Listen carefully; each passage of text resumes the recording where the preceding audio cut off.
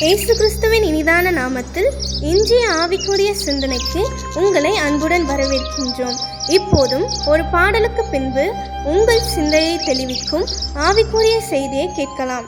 பாவம் அனைத்துமே விட்டோடாயோ, நித்திய பரகதி வாழ்வை இன்றே தேடாயோ. பாவம் அனைத்துமே விட்டோடாயோ, நித்திய பரகதி வாழ்வை இன்றே தேடாயோ. மகனே உன் நெஞ்சனுக்கு தாராயோ, மோட்ச வாழ்வை தருவேன் இது பாராயோ. ஆண்டவர் இரட்சகரமாக இயேசுவின் இனிதான நாமத்தினால் உங்களை வாழ்த்துகிறேன். நம்முடைய ஆவிக்குரிய சிந்தனைக்காக மத்தேயு எழுதின சுவிசேஷம் 16ஆம் அதிகாரம் 26ஆம் வசனத்தை நான் வாசிக்கிறேன்.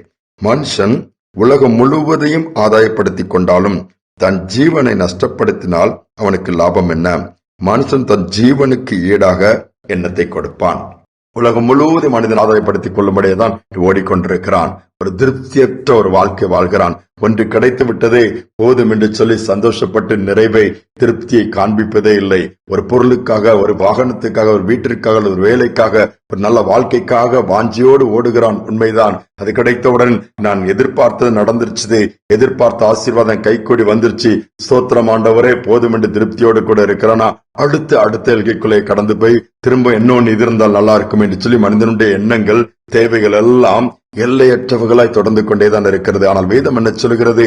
உலகம் முழுவதையும் ஆதாயப்படுத்திக் கொண்டாலும் தன்னுடைய ஜீவன் ஆத்மாவை நஷ்டப்படுத்தல லாபம் என்னன்னு சொல்லி கேட்கப்படுகிறது. ஆத்மாண்டு ஒண்ணு மனுஷனுக்குள்ள இருக்குது, அதுதான் சோல் என்று சொல்லுவாங்க. நம்ம அடிக்கடி மனசுன்னு சொல்லுவோம். மனசு சரியில்லை, மனசு கஷ்டமாயிடுச்சுது, மனவேதனை ஆயிடுச்சுது, மனம் உடைஞ்சு போச்சுது, மனம் நொறுங்கிடுச்சுன்னு சொல்லலாம். ஆத்மா தான் அதே நேரத்துல துக்கப்படும். இந்த உலக பொருளினால், உலகத்தின் இன்பத்தினால் சந்தோஷத்தை ஆத்மாவை திருப்திப்படுத்தவே முடியாது. இது ஆண்டவரிடத்திலிருந்து வந்தது, அவர்கிட்ட திரும்பக்கூடியது.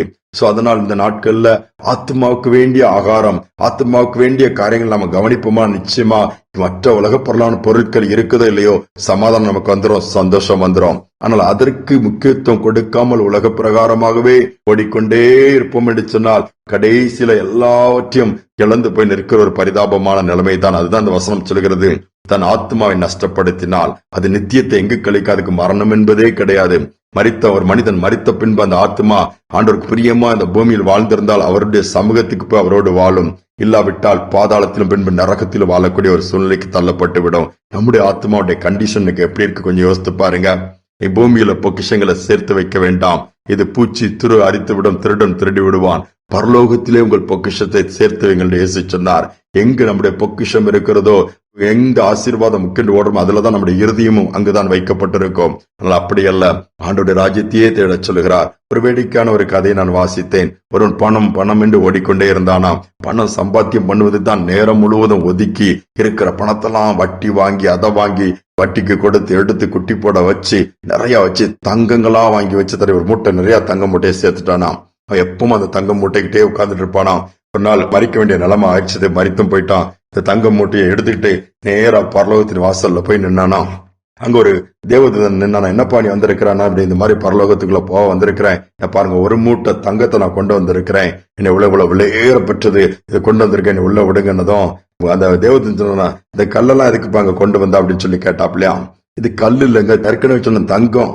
தங்கமா அப்படின்னு சொல்லி திரும்ப அந்த தேவதூதன் கேட்டானா. ஒரு மூட்டை நிறைய தங்கத்தை கொண்டு இந்த கல்லெல்லாம் தூக்கி கீழே போடுப்பா அப்படின்னு சொன்ன போது, எங்க என்ன இப்படி சொல்லிங்க போது அந்த தேவதூதன் சொன்னா, நாங்க இப்படிப்பட்ட கல்லை வச்சுதாங்க ரோடே போடுறோம் அப்படின்னு சொன்ன மாதிரி தேவதன் சொன்ன போது இவர் யோசிக்க ஆரம்பித்தாராம். யோசித்து பாருங்கள், ஒரு கற்பனை கதை என்று சொல்லி கூட இருந்தாலும் கூட இன்னைக்கு தங்கம் மற்ற பொருட்கள் பரலோகத்திலே மதிப்புண்டு நினைக்கிறீர்களா? இல்லை, அதை விட விலையேற பெற்றது நம்முடைய ஆத்மா. நித்தியத்தில் வாழக்கூடிய பாக்கியத்தை பெற்றுக் கொள்ள வேண்டும் என்றுதான் தேவன் தம்முடைய ஒரே பேரான குமாரனை இயேசு பூமிக்கு அனுப்பி ரத்தத்தை சிந்த வைத்தார். இன்னைக்கு மற்ற காரியங்கள் இல்ல, தங்க விலை கூடி போயிடுச்சு அநேகருக்கு கவலை. நான் எப்படி என் பிள்ளைக்கு கல்யாணம் பண்ணி வைப்பேன், எப்படி எல்லாத்தையும் செய்ய முடியும், எவ்வளவு வரன் கேட்பாங்களே. ஆண்டவர் மேல நம்பிக்கை இருக்கவங்க கவலைப்படவே மாட்டாங்க. ஏன் உங்களுக்கு ஆண்டவர் பரன் இந்த மாதிரி ரொக்கம் பணம் தங்கம் கேட்காத நல்ல ஒரு மணமகனை கர்த்தர் அனுப்ப மாட்டாரா? நிச்சயமாகவே அவரால் செய்ய முடியும். ஆண்டவர் மேல் நம்பிக்கை வைங்க. பரலோகத்துல பொக்கிஷத்தை சேர்த்து வைங்க. இம்மைக்குரிய காரியங்கள் ஆசீர்வாதம் கைக்குடி வருதோ இல்லையோ, நன்மை உண்டாகுதோ இல்லையோ, நன்மை செய்து தீமை அனுபவிக்கலாம், கைவிடப்பட்டிருக்கலாம், நொறுக்கப்பட்டிருக்கலாம். ஆண்டவர் இருக்கிறார். இது நிரந்தரமற்ற வாழ்க்கை. இந்த பூமியில நிரந்தரமான வாழ்க்கை பரலோக வாழ்க்கை. அதற்கு பிரியாரிட்டி கொடுத்து நித்திய ஜீவனை காத்துக் கொள்வோம், சுதந்திரித்துக் கொள்வோம். அவரே நம்பி தொடர்ந்து ஓடுவோம். ஜெபிப்போம். அன்பின் தகப்பனை, உலகம் முழுவதும் ஆதாயப்படுத்தினாலும் தன்னுடைய ஜீவன் எங்கள் ஆத்மாவை நாங்கள் கெடுத்துக் கொள்வோமானால் எந்த பிரயோஜனம் இல்லப்பா. நாங்கள் எல்லாவற்றையும் இழந்தவர்களாய் மாறிவிடுவோம். அப்படி அல்ல. இந்த ஆடியோ செய்தி கேட்கிற ஒவ்வொருவரும் பரலோகத்துல மேன்மையான இடத்தை நீ வைத்திருக்கிற, அதை பெற்றுக் கொள்ள வேண்டும்பா. யாரும் இழந்து விடக்கூடாது. எனக்கு இது இந்த இடம் நஷ்டமாயிடுச்சு, வேலை போயிடுச்சு, வாழ்க்கை இப்படி ஆயிடுச்சு, பலவித கண்ணீரோடு கவலையோடு நம்பிக்கைட்டு நான் தனியா போராடுகிறேன், எனக்கென்று யார் இருக்கிறா, எல்லாமே கைக்குடி வறண்டு எதிர்பார்த்ததெல்லாம் கைவிட்டு போயிடுச்சு, எல்லாமே எனக்கு எதிராக இருக்கிறது, யாரும் என்ன புரிந்து கொள்ள வேண்டிய அங்கலாய்க்கிற பிள்ளைகளை இந்த நாளில் தைரியப்படுத்தி வலதுகையை பிடிச்சு நான் கூட இருக்கிறேன், நான் உன்னோடு கூட இருக்கிறேன், ஒரு நாள் வர என்னோடு கூட நித்திய காலமாய் வாழக்கூடிய பாக்கியத்தை கொடுப்பேன், தைரியம் கொடுத்து ஓட வைங்கப்பா. செய்வதற்காய் ஸ்தோத்திரம். இந்த நாள் முழுவதும் கிருபை தாங்கட்டும். துதிகனமை ஏற்றுக்கொள்ளும் இயேசுவின் நாமத்தில் பிதாவே, ஆமேன் ஆமேன். பரலோகத்துல பொக்கிஷத்தை தேர்ப்போம். ஆத்மாவை ஆதாயப்படுத்திக் கொள்வோம். எந்த விதத்துல நஷ்டப்பட விடாதபடி கவனமா இருப்போம். நிச்சயமாகவே முடிவு உண்டு. அவரோடு கூட நித்தியமாக வாழக்கூடிய பாக்கியமும் உண்டு. சிந்தனையோடு நாளை தொடர்வோம். மீண்டுமாய் நாளை தினம் சந்திப்போம். நித்திய ராஜ்யத்தில் நித்திய ஜீவனோடு நித்திய காலம் வாழலாம். நித்திய ராஜ்யத்தில் நித்திய ஜீவனோடு நித்திய காலம் வாழலாம். பரிசுத்த உலகமதில் அத்தன் மணவரையில் நித்தம் சுகித்திடலமா. பரிசுத்த உலகமதில் அத்தன் மணவரையில் நித்தம் சுகித்திடலம்பா.